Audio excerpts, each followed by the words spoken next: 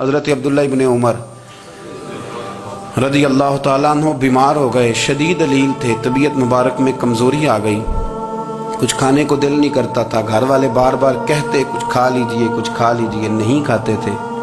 بالآخر حضرت نافع آپ کے غلام تھے، ان سے کہنے لگے کہیں سے مچھلی مل جائے نا تھوڑی سی میں کھاؤں گا، تو کہتے ہیں میں سارے مدینے میں ڈھونڈتا رہا، مچھلی نہ ملی، اگلے دن بھی ڈھونڈی تو نہ ملی، تیسرے دن بھی ڈھونڈی تو نہ ملی، تو فرمانے لگے یار بس چھوٹی سی خواہش ہے، کوئی فرض نہیں ملتی تو رہنے دے۔ کہتے ہیں چوتھے دن مچھلی مل گئی، میں 1.5 دینار کی مچھلی لا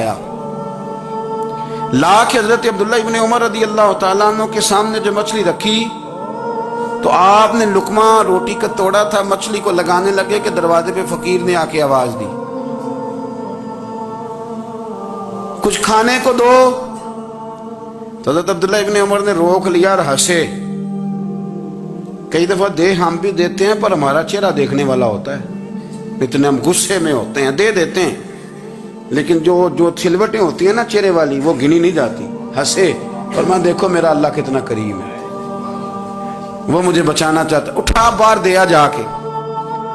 تو خادم اب حکم کا پابند تھا، وہ لیت اللہ تو کر نہیں سکتا تھا، وہ گیا اور جا کے دے آیا۔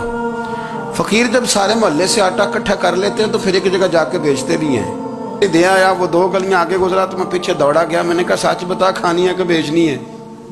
وہ کہنے لگا جو بھی سبب لگ جائے کر جاؤں گا، آپ نے دے جو دی ہے۔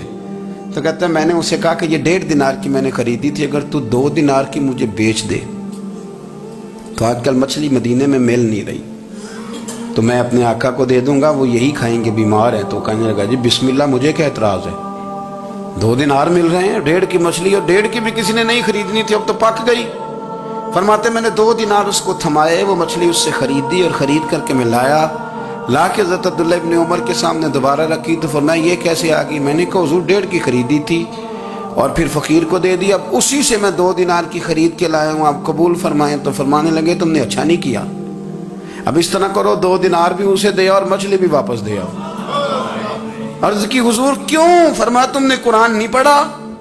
حضور پڑھا ہے۔ فرمایا رب فرماتا ہے لن تنالوا البر حتی تنفقوا مما تحبون، تم بھلائی کو اس وقت پہنچو گے جب اپنی پیاری چیز راہ خدا میں خرچ کرو گے۔ امام غزالی نے لکھا ہے، فرمانے لگے دیا، تو وہ حضرت نافع کہتے ہیں میں دینے گیا، دے کے واپس آیا تو کچھ پریشان تھا، کیونکہ مجھے بھی 4 دن ہو گئے تھے نا تلاش کرتے، تھوڑی طبیعت میں مایوسی تھی کہ اتنی محنت سے میں نے لایا اور آپ نے واپس کر دی۔